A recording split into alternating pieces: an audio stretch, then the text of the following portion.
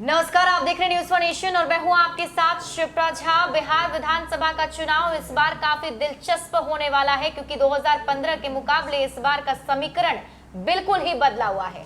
जो दल पहले एक साथ लड़े थे आज आमने सामने होंगे, तो ऐसे में बहुत सारे ऐसे बड़े बड़े दिग्गज नेता होंगे जिनकी किस्मत या फिर उनकी जो प्रतिष्ठा है वो इस बार दांव पर होगी। हम हर सीटों पर बातचीत तो कर ही रहे थे, लेकिन आज हम बात करेंगे पाटलिपुत्र लोकसभा सीट की। इस लोकसभा की सीट के अंदर में 6 विधानसभा की सीटें हैं, यानी कि 6 सीटें आती हैं।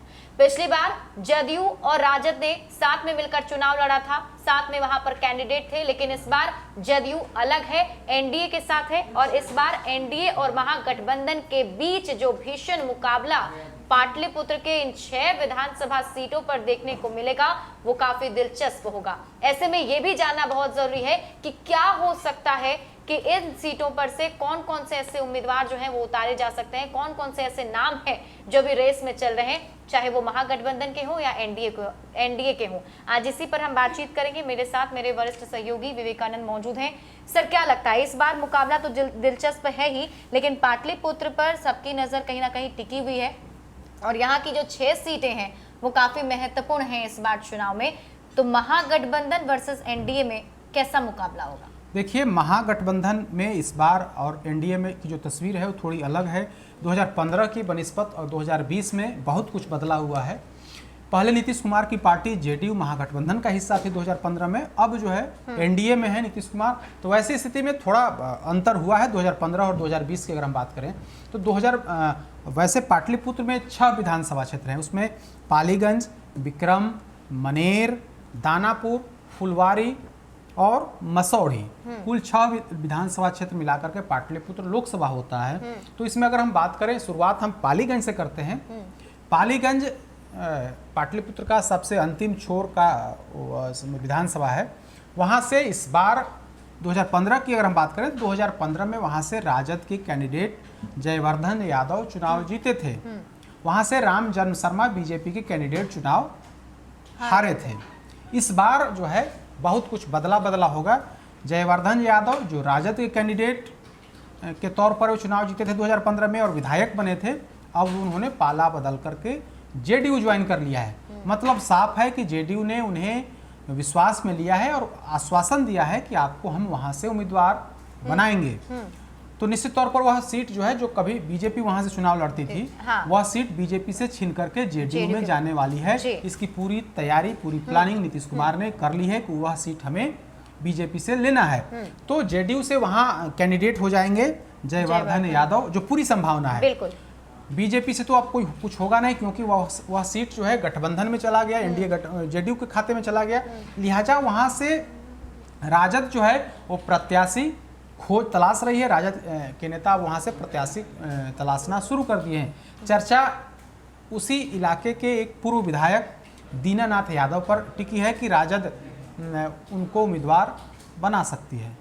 तो पालीगंज की बात है, हालांकि उस दौड़ में कई अन्य नाम भी हैं, उसमें अशोक यादव का नाम है। चर्चा तो पालीगंज में यह भी है कि तेज प्रताप यादव उस क्षेत्र से जाकर के चुनाव लड़ सकते हैं, क्योंकि महुआ में उनकी स्थिति खराब होने वाली है।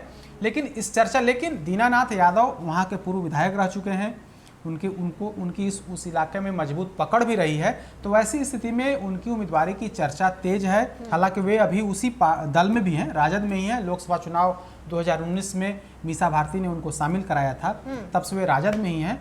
अगर विक्रम की अगर हम बात करते हैं तो विक्रम महत्वपूर्ण विधानसभा क्षेत्र है। कभी वह बीजेपी का मजबूत गढ़ रहा हुआ करता था। वर्तमान में 2015 की अगर हम बात करें तो 2015 में कांग्रेस ने वहां से अपना कैंडिडेट दिया। महागठबंधन में वह सीट कांग्रेस के खाते में गई और कांग्रेस के सिद्धार्थ वहां से विधायक हैं। एक बार फिर से उनके चुनाव लड़ने की पूरी संभावना है। जदयू चूंकि वे सिटिंग कैंडिडेट हैं, लिहाजा पूरी संभावना है कि उनको उम्मीदवार वहां से पार्टी एक बार फिर से बनाएगी। बीजेपी की अगर बात करें तो बीजेपी अनिल कुमार जो पूर्व विधायक हैं 2015 के चुनाव में वे हारे थे, एक बार फिर से उनकी पूरी कोशिश है कि उन्हें टिकट मिले। पालीगंज चूंकि राम जन्म शर्मा का जो सीट है बीजेपी की छीन गई है, तो राम जन्म शर्मा की भी पूरी कोशिश होगी कि वह सीट विक्रम सीट से बीजेपी उन्हें उम्मीदवार बनाए। तो विक्रम सीट पर एक तरफ कांग्रेस के उम्मीदवार होंगे, दूसरी तरफ बीजेपी के। होंगे। तो बीजेपी में 2-3 नाम हैं, उनकी चर्चा चल रही है। तो अधिक संभावना है कि शायद उसी में से किसी नाम का चयन जो है पार्टी करे। अब आइए मनेर। मनेर यादव बहुल विधानसभा क्षेत्र माना जाता है और वर्तमान में वहां से राजद के विधायक भाई वीरेंद्र चुनाव जीते, कई बार से जीतते आ रहे हैं। एक बार फिर से वे तैयारी है कि राजद उन्हें एक बार फिर से उम्मीदवार बनाएगी। हालांकि भाई वीरेंद्र को लेकर के तेज प्रताप यादव नाराज रहते हैं। लोकसभा चुनाव के दौरान भी उनकी नाराजगी स्पष्ट तौर पर दिखी दी थी। हो सकता है कहीं उनके टिकट पर भी खतरा न हो, लेकिन अभी जो स्थिति है उनकी नज़दीकी लालू प्रसाद यादव से, तेजस्वी यादव से है। तो इसमें कहीं कोई दो राय नहीं है कि अगर राजद उम्मीदवार बनाएगी तो एक बार फिर से भाई वीरेंद्र चुनाव मैदान में होंगे। बीजेपी की तरफ से अभी नाम क्लियर नहीं है, 3-4 नाम की चर्चा है।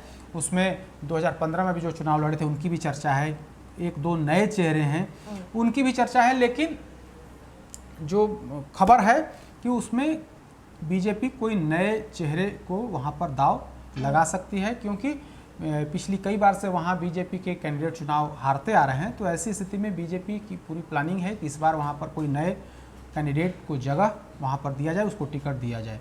तो मनेर की बात हो गई कि मनेर में एक तरफ आरजेडी होगी तो दूसरी तरफ बीजेपी। अब दोनों के बीच में लड़ाई होने की पूरी संभावना है। फुलवारी शरीफ की बात कर लीजिए। फुलवारी शरीफ में 2015 में जेडीयू के कैंडिडेट श्याम रजक चुनाव जीते थे। अब जो है श्याम रजक पाला बदल करके राजद के खाते में, राजद में वे शामिल हो गए हैं। मंत्री पद से बजाता इस्तीफा देकर के वे राजद में शामिल हो गए। राजद एक बार फिर से उन्हें उम्मीदवार बनाने की उनकी पूरी तैयारी कर दी है। उन्होंने चुनाव की तैयारी की शुरुआत भी कर दी है श्याम रजक ने। तो राजद की तरफ से श्याम रजक चुनाव मैदान में होंगे। वहीं जेडीयू की तरफ से पूर्व विधायक अरुण मांझी, जो बसौड़ी से चुनाव एक बार जीत चुके हैं, उनकी उम्मीदवारी दमदार है। वे चुनाव की तैयारी भी कर रहे हैं, लगातार क्षेत्र में घूम भी रहे हैं। तो फुलवारी शरीफ से एक तरफ श्याम रजक होंगे, दूसरी तरफ अरुण मांझी होंगे। बिल्कुल। मसौढ़ी की अगर हम बात करें तो मसौढ़ी जो जानकारी है कि अगर लोजपा एनडीए गठबंधन का हिस्सा रहती है तो वैसी स्थिति में एनडीए में जो है वह सीट, मसौढ़ी सीट लोजपा को जाने की पूरी संभावना। अब लोजपा किसे उम्मीदवार बनाएगी या तो अभी स्पष्ट नहीं है, लेकिन राजद दूसरी तरफ जो पार्टी है, राजद से वहां सिटिंग विधायक हैं रेखा देवी, तो निश्चित तौर पर एक बार फिर से राजद उन पर दाव लगाएगी और उन्हें उम्मीदवार बनाने की पूरी संभावना है। तो एक तरफ जो मसौढ़ी सीट है एनडीए के खेमे में लोजपा की तरफ जाने वाली है, और एक तरफ महागठबंधन की अगर हम बात करें तो वहां राजद का उम्मीदवार होगा मैदान में। दानापुर की बात कर लें। दानापुर से बीजेपी के विधायक आशा देवी चुनाव कई दफे से लड़ते आ रही हैं और वे चुनाव जीतती भी हैं। वर्तमान में 2015 में भी वे चुनाव जीती थी। राजद से कौन होगा उम्मीदवार यह अभी स्पष्ट नहीं है। कई नाम की चर्चा है। 2015 में जो राजद के टिकट से चुनाव लड़े थे उनकी अभी कुछ दिन पहले उनकी मौत हो गई है, उनका निधन हुआ है। तो वैसी स्थिति में राजद भी कोई वहां से नया चेहरा ही उस चेहरा को ही मैदान में उतारेगा। तो हमने बताया कि पालीगंज जो सीट होगी, अगर हम महागठबंधन और एनडीए की बात करें तो महागठबंधन में पालीगंज सीट राजद के कोटे में जाने वाली है। विक्रम कांग्रेस, मनेर में राजद, दानापुर में राजद, फुलवारी शरीफ में राजद, मसौढ़ी में राजद, यानी कि 6 सीटों में 5 सीट राजद कोटे राजद का उम्मीदवार होगा। एक सीट जो विक्रम होगा वह कांग्रेस के पास जाने की पूरी संभावना, क्योंकि वहां से सिटिंग विधायक सिद्धार्थ हैं। अगर हम एनडीए की बात कर लें तो पालीगंज जो है इस बार जेडीयू के कोटे में जेडीयू का कैंडिडेट होने की पूरी संभावना है। विक्रम की बात कर लें तो विक्रम में बीजेपी के कैंडिडेट होंगे। मनेर में बीजेपी का कैंडिडेट होने की पूरी संभावना है। दानापुर में बीजेपी का कैंडिडेट होगा, चूंकि वो सिटिंग विधायक है वहां आशा देवी। हालांकि जो खबर है कि दानापुर से इस बार जो है आशा देवी का टिकट कट भी सकता है। जो जानकारी निकल करके सामने आ रही है कि आशा देवी के काम से बीजेपी नेतृत्व खुश नहीं है। तो संभावना यही है कि कहीं बीजेपी वहां से अपने कैंडिडेट को बदल नहीं दे, लेकिन वह सीट जो है बीजेपी के कोटे में ही रहेगी। बिल्कुल। फुलवारी शरीफ में फुलवारी शरीफ जो है, फुलवारी शरीफ में एक बार फिर से हाँ। वह सीट जो है काफ़ी इम्पोर्टेंट है और जेडीयू को तो वहां से लड़ना ही है बिल्कुल, और वहाँ से श्याम रजक जेडीयू को जी। चुनाव लड़ना है। मसौढ़ी की अगर हम बात कर लें तो मसौढ़ी एलजेपी के खाते में जाने की पूरी संभावना है। तो मसौढ़ी में एक तरफ एलजेपी, दूसरी तरफ आरजेडी के कैंडिडेट आपस में होंगे। तो हमने बाजाप्ता बताया कि 2015 में पाटलिपुत्र के इन 6 विधानसभा क्षेत्रों में कौन विधायक थे, इस बार जो है क्या संभावना रहने वाली है, कौन सी सीट किस दल में जाने की चर्चा है। हालांकि इस पर अभी तक फाइनल बहुत कुछ नहीं हुआ है, लेकिन पार्टी जो इन सीटों पर जो पार्टियां हैं, जो सहयोगी दल हैं, वो अपने अपने स्तर से तैयारी में जुट गई हैं। बिल्कुल पालीगंज पर कन्फ्यूजन था तो वहाँ पर जेडीयू ने नज़र टिकाई हुई थी और जेडीयू ने उस सीट को बीजेपी से कहें तो वो छीन लिया है और वहाँ से राजद के विधायक को अपनी पार्टी में मिला करके अब तैयारी है कि उनको चुनाव लड़ाया जाए।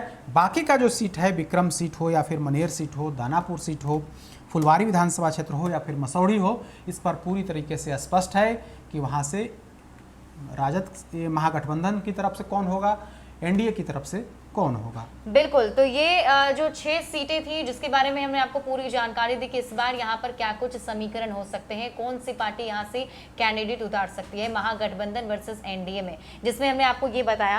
अगर बात कर ली जाए महागठबंधन की, तो महागठबंधन में आरजेडी के 5 कैंडिडेट होंगे, यानी कि 5 सीट आरजेडी के खाते में और 1 सीट जो है वो कांग्रेस के खाते में जाएगी। और वही बात एनडीए की करेंगे तो बीजेपी के खाते में 3 सीटें जाएंगी, 2 सीटें जेडीयू के खाते में और 1 सीट पर एलजेपी अपना कैंडिडेट उतार सकती है। तो ये पूरा जो है ये समीकरण हमने आपको बताया। और कुल मिलाकर अगर आप देखिएगा, इस बार बिहार विधानसभा के चुनाव होते हैं तो उसमें कुल मिलाकर कुछ ऐसे ही सिचुएशन बनने वाले हैं कि ये सीटें जो है इन पार्टियों के पास ही जाने वाली है। ज्यादा अपडेट के लिए आप जुड़े रहिए न्यूज़ फॉर नेशन के साथ। नमस्कार।